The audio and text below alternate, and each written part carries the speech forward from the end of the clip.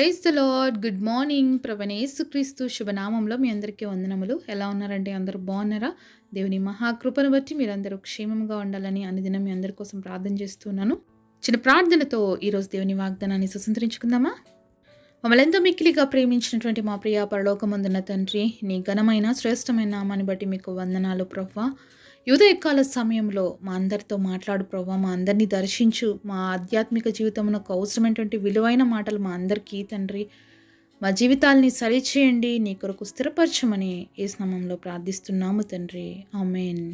ఈరోజు దేవుని వాగ్దానము ద్వితీయోపదేశ కాండము 30వ అధ్యాయము 5వ వచనం. ఆయన నీకు మేలు చేసి నీ పితరుల కంటే నిన్ను విస్తరింపచేయును. Deuteronomy chapter 30 verse 5, He will do the good and multiply thee above thy fathers. దేవుడిచ్చినటువంటి అద్భుతమైన వాగ్దానం మనందరి జీవితంలో నెరవేర్చబడునుగాక. ఆమేన్. ఎంత అద్భుతమైన మాట కదండి. దేవుడి మాటలన్నీ కూడా శాశ్వతమైనవి, అలాగే స్థిరమైనటువంటి మాట. ఎందుకంటే దేవుడు ఇక్కడ ఒక మాట చెప్తున్నాడు, నీకు మేలు చేసి నీ పితరుల కంటే నిన్ను విస్తరింప చేయును. మనకి మేలు చేయాలనే ఉద్దేశం దేవుడు ఎప్పుడు కలిగి ఉంటాడండి. చాలాసార్లు అనుకుంటాం కదా మనము, ఎందుకు నాకు ఇలా జరిగింది, ఎందుకు దేవుడు నాకు ఇలా చేశాడు, నాకే ఎందుకు ఇలాంటి పరిస్థితి వచ్చింది, ఇవన్నీ మనం చాలాసార్లు ప్రశ్న వేసుకుంటుంటాం. కానీ దేవుడు ఏమంటున్నాడు ఇక్కడ, నేను మేలు చేస్తానంటున్నాడు. మరి కీడు ఎక్కడి నుంచి జరుగుతుంది? మనకి కీడు ఎవరు చేస్తున్నారు? మనకి కీడు ఎవరు చేస్తారు అంటే సాతాను చేస్తుందండి. ఏదైనా శ్రమలు మన జీవితంలో వస్తే మనం చాలాసార్లు దేవుడు ఎందుకు ఇలా చేశాడు అనే మాటనే ఫస్ట్ మనందరికీ వస్తుంది. కానీ నిజంగా ఈ మనకేదైతే కీడు జరుగుతుందో ఎప్పుడు కూడా దేవుడి దగ్గర నుంచి రాదండి. ఎందుకంటే మన దేవుడు మేలు చేసే దేవుడు.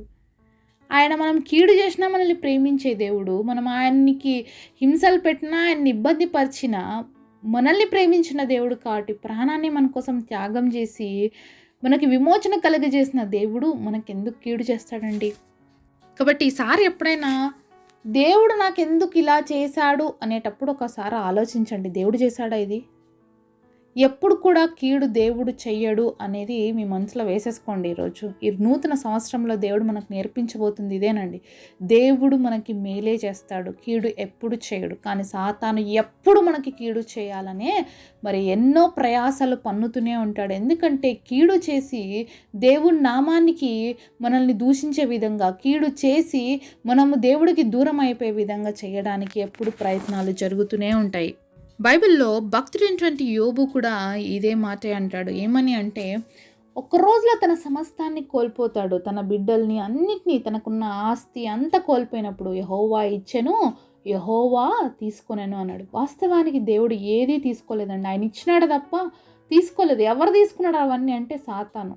మరి దేవుడి దగ్గరకు వచ్చి దేవుడిని పర్మిషన్ అడిగి మరి ఎవరిని శోధించింది? యోబుని శోధించింది. అయితే దేవుడు ఆ రోజు ఒక వార్నింగ్ అయితే సాతానికి ఇచ్చాడు. నువ్వు అతనికి కావాల్సినవి, నీకేం కావాలన్నీ తీసేసుకో, కానీ అతని ప్రాణం మీద మాత్రం నీకు అధికారం ఇవ్వనని చెప్తాడు దేవుడు. ఎందుకంటే ఆయన మనకి కీడు చేసే దేవుడు కాదు, ఆయన మేలు చేసే దేవుడు. కాబట్టి ఎప్పుడు కూడా దేవుడు మనకి కీడు చెయ్యడు, సాతాను మాత్రమే చేస్తుంది. యోబు జీవితంలో సాతానే చేసింది. అన్నీ కూడా యోబుకున్నవన్నీ కూడా పర్మిషన్ దేవుడి దగ్గర నుంచి తెచ్చుకొని అన్నీ తీసేసుకుంది. ఎందుకంటే యోబుని దేవుడు చాలా మెచ్చుకున్నాడు. యోబు యథార్థవంతుడు అని చెప్పినప్పుడు సాతానికి నచ్చలేదన్నమాట. ఎట్లా యథార్థవంతుడు అవుతాడు? నువ్వు బాగా కాపలా ఉంచుకున్నావు కదా, అన్నీ కాపలా పెట్టావు కదా, నీ కంచె వేసావు కదా, అతనికి కావాల్సినవన్నీ ఇచ్చావు కదా, అందుకే అతను యథార్థంగా ఉన్నాడు అని చెప్పి నేను ఒకసారి టెస్ట్ చేసి చూడాలి అన్నప్పుడు దేవుడు పర్మిషన్ ఇచ్చినాడు అనమాట. కాబట్టే యోబు జీవితంలో సమస్తాన్ని పోగొట్టుకున్నాడు. మరి దేవుడు తీసుకున్నాడు, సాతాను తీసుకున్నాడు? సాతానే తీసేసుకున్నాడు. కానీ దేవాది దేవుడు, మనం ఒకసారి యోబు గ్రంథం చూసినట్లయితే, యోబు గ్రంథము 42వ అధ్యాయము 10వ వచనంలో చూసినట్లయితే, మరియు యోబు తన స్నేహితుల నిమిత్తం ప్రార్థన చేసినప్పుడు యెహోవా అతని క్షేమ స్థితిని మరలా అతనికి దయచేసెను, మరియు యోబునకు పూర్వం కలిగిన దానికంటే రెండంతల అధికముగా యెహోవా అతనికి దయచేసెను. అలాగే 12వ వచనంలో కూడా చూసినట్లయితే, యెహోవా యోబును మొదట ఆశీర్వదించినంత కంటే మరీ అధికముగా ఆశీర్వదించెను. ఒకసారి బాగా గమనిద్దామండి. ఇక్కడ మనం 10వ వచనంలో చూసాము, అలాగే 12వ వచనంలో చూస్తున్నాము. యోబునకు పూర్వం కలిగిన దానికంటే కూడా రెండంతలుగా అధికముగా దేవుడు అతనికి ఇచ్చినట్లుగా చూస్తున్నాము. అంతేకాకుండా దేవుడు ఇంకా ఇక్కడ మొదట ఆశీర్వదించినంత కంటే కూడా మరీ అధికముగా ఆశీర్వదించాడంట. అంటే మన దేవుడు ఆశీర్వదించే దేవుడా? లేకపోతే శపించే దేవుడా? మన దేవుడు కీడు చేసే దేవుడా? మేలు చేసే దేవుడా? సాతానేమో మరి దేవుడి దగ్గర పర్మిషన్ తీసుకున్నానని చెప్పి యోబునంతా దోచేసుకుంది. అయితే దేవుడు ఏం చేసినాడు, దాన్ని డబల్ పోర్షన్గా బ్లెస్ చేసి రీబ్యాక్ చేశాడు యోబుకి. మన దేవుడు ఏదైనా మన జీవితంలో కలిగిన నష్టానికి రెండంతలుగా ఆశీర్వదించేవి దేవుడు, కానీ మనకి కీడు చేసే దేవుడు ఎంత మాత్రం కాదండి. అలాగే రోమాపత్రిక 8వ అధ్యాయము 28వ వచనంలో కూడా మనం చూసినట్లయితే, దేవుని ప్రేమించి వారికి అనగా ఆయన సంకల్పం చొప్పున పిలువబడిన వారికి మేలు కలుగుటకై సమస్తమును సమకూడి జరుగుచున్నవని ఎరుగుదుము. ఇక్కడ ఎవరైతే దేవుని ప్రేమిస్తారనండి, వాళ్ళ జీవితాల్లో దేవుడు ఒక సంకల్పము కలిగి ఉంటాడు అనమాట. వాళ్ళకి మేలు కలగ చేయటానికి సమస్తము దేవుడు ఏం చేస్తాడు, సమకూడి జరిగిపిస్తాడు. కాబట్టి మన దేవుడు ఏం చేసే దేవుడు, మేలు చేసే దేవుడు. నువ్వు దేవుని ప్రేమిస్తున్నావు, మరి ఈరోజు దేవుని ప్రేమిస్తే నీ జీవితంలో ఆయన సంకల్పం జరుగుతుంది. అలాగే ఆయన ఇచ్చేటువంటి గొప్ప ఆశీర్వాదాలకి మనము పాత్రలం అవుతాం. దేవుని ప్రేమిస్తే మన జీవితాల్లో మనం సమస్తాన్ని కూడా సంపాదించుకుంటామండి. దేవుని ప్రేమించకుండా దేవుడు ఇచ్చేటువంటి ఆశీర్వాదాలను, దేవుడు ఇచ్చేటువంటి దీవెనల్ని మాత్రమే మనం కావాలనుకుంటున్నాం అనుకోండి, మన జీవితంలో మనకేమి కూడా రాదు, అలాగే సాధ్యపడదు కూడా. కాబట్టి దేవుడు ప్రేమించేటువంటి మన జీవితాల్లో మేలే దేవుడు చేస్తాడండి, కీడు ఎప్పుడు కూడా రాదు. మరి సాతాను కీడు చేసినప్పటికీ కూడా దేవుడు దాన్ని ఏం చేస్తాడు, మనకి రెట్టింపైనటువంటి ఆశీర్వాదాలనే ఇస్తాడు తప్ప దేవుడు ఎప్పుడు కూడా కీడు చేయడు. కాబట్టి ఎప్పుడు కూడా మనం దేవుడిని దూషించకూడదు. అలాగే దేవుడు ఇలా చేశాడు అలా చేశాడని ఎప్పుడు మనం అనకూడదండి. మనకు అధికారం లేదు. ఎందుకంటే మనల్ని ప్రేమిస్తున్న దేవుడు మనకి మేలే చేస్తాడు. మన పిల్లలకే మనము మేలు చేయాలనుకున్నప్పుడు దేవుడు మనకి ఎందుకు కీడు చేస్తాడండి. కాబట్టి ఈ లోకంలో తల్లిదండ్రులుగా ఉన్నటువంటి మనకే అంత ప్రేమ ఉన్నప్పుడు మన బిడ్డల పట్ల పరమ తండ్రికి మన పట్ల అంతకంటే ఎంతో అధికమైనటువంటి ప్రేమ ఉంది అన్న విషయాన్ని ఎప్పుడు కూడా మనం మర్చిపోకూడదు. మన పితరుల కంటే కూడా మనల్ని విస్తరింప చేయాలని దేవుడు ఆశపడుతున్నాడండి.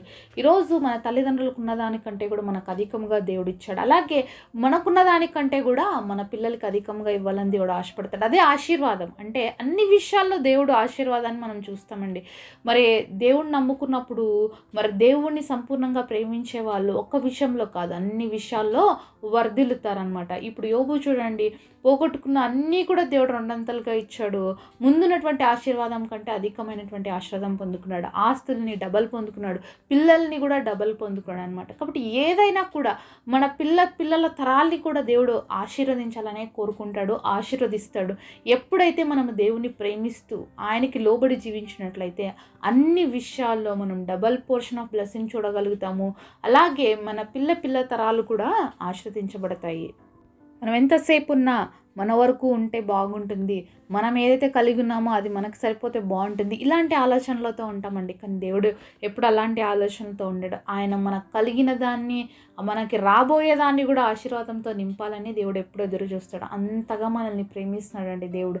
కాబట్టి ఈరోజు నీ జీవితంలో ఏదైనా ఒకటి రెండు పొందుకోకపోతే మాత్రం దేవుడు నాకు కీడు చేసేసాడు, దేవుడు నాకు మేలు చేయట్లేదు, దేవుడు నాకు ఇవ్వట్లేదు, దేవుడు దాన్ని నా దగ్గర నుంచి తీసేస్తున్నాడు అని చెప్పి ఎప్పుడు అనకండి. దేవుడు ఏది తీసేసుకోడు, ఏది కూడా మనకి చెడుగా ఎప్పుడు చేయడు. దేవుడు మన పట్ల ఎప్పుడు కూడా మంచి ప్లాన్స్ కలిగి ఉంటాడు. ఆయనకు మన పట్ల ఉన్నతమైన ఉద్దేశాలు ఉన్నాయి. ఆయన తలంపులు మన తలంపుల కంటే చాలా అధికమైనవి. కాబట్టి దేవుని ప్రేమించే వారి జీవితంలో రెండంతల ఆశీర్వాదం అనేది ఎప్పుడు సిద్ధంగా ఉంటుంది. అలాగే రెండంతలైనటువంటి డబల్ పోర్షన్ ఆఫ్ బ్లెస్సింగ్స్తో పాటు అనేకమైన రీతులుగా అన్ని రంగాలలో దేవుడు ఆశీర్వదించాలని ఎదురు చూస్తున్నాడు. మరి పోయిన సంవత్సరం అంతా కూడా నువ్వు అలాగే దూషిస్తూ దేవుణ్ణి అనుకుంటూ కూర్చున్నావేమో.